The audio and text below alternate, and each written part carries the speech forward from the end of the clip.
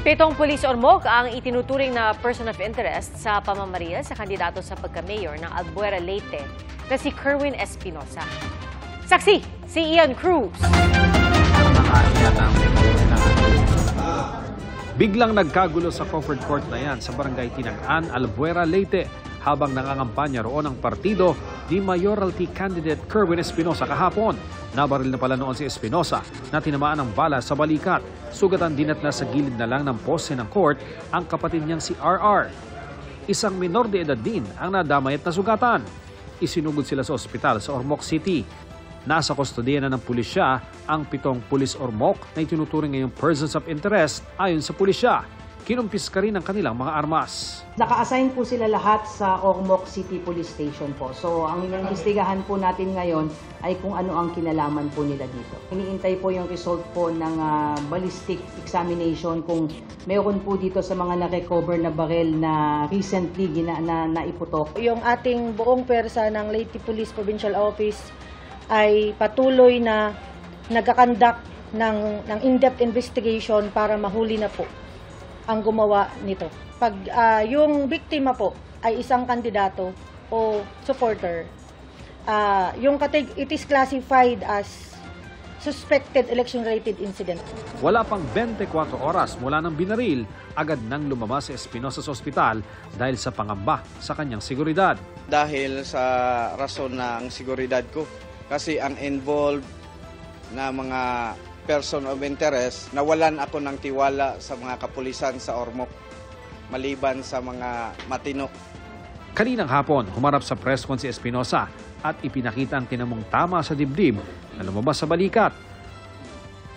Anya, sa isang bahay malapit sa covered court, pinaniniwala ang nagkubli ang sniper.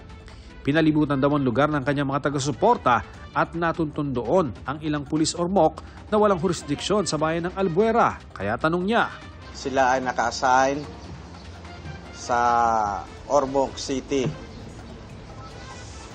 Isang malaking tanghaga na may taong nag-uutos sa kanila na mataas na politician din. Ang ano ko ay sana mabigyan to ng pansin ni Mayor Lucy kasi siya ngayon ang alkalde ng Ormoc City. Kung bakit napunta yung mga pulis mo sa aming lugar, sa Albuera, lalong-lalo ka na Congressman Richard Gomez, sana mabigyan mo to ng pansin na parang hindi tama. Wala akong binibintangan kung sino. Sinusubukan pa ng GMA Integrated News na makuhang panig ng mag-asawang Gomez.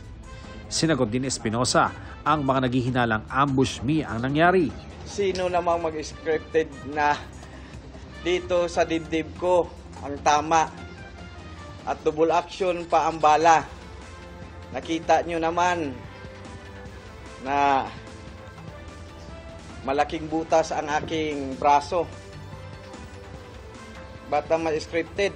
Nang tanungin naman kung handa ba siyang tumistigo sa International Criminal Court kaugnay sa war on drugs, sabi ni Espinosa na lalo raw siyang handa ngayong tumistigo. Ngayon sa nangyari sa akin, handang-handa ako kahit na anong mangyari. Lalo na para mabigyan ng hustisya ang aking ama na pinatay sa loob ng selda na walang kalaban-laban. Bagamay, naaawa raw siya sa pagkakaaresto kay dating Pangulong Rodrigo Duterte dahil sa edad nito, kailangan daw harapin ng dating Pangulo ang reklamo. Naging kontrobersyal si Espinosa noong administrasyong Duterte nang isangkot siya sa kalakalan ng droga. Pero ibinasura ng korte ang ilan sa mga kaso dahil sa kakulangan ng ebidensya. Ang kanyang amang si dating Albuera Mayor Rolando Espinosa Sr. nakasama rin noon sa Duterte Drug Watch List. Napatay naman sa isang manong shootout habang nasa loob ng kulungan. Para sa GMA Integrated News, ako si Ian Cruz, ang inyong saksi.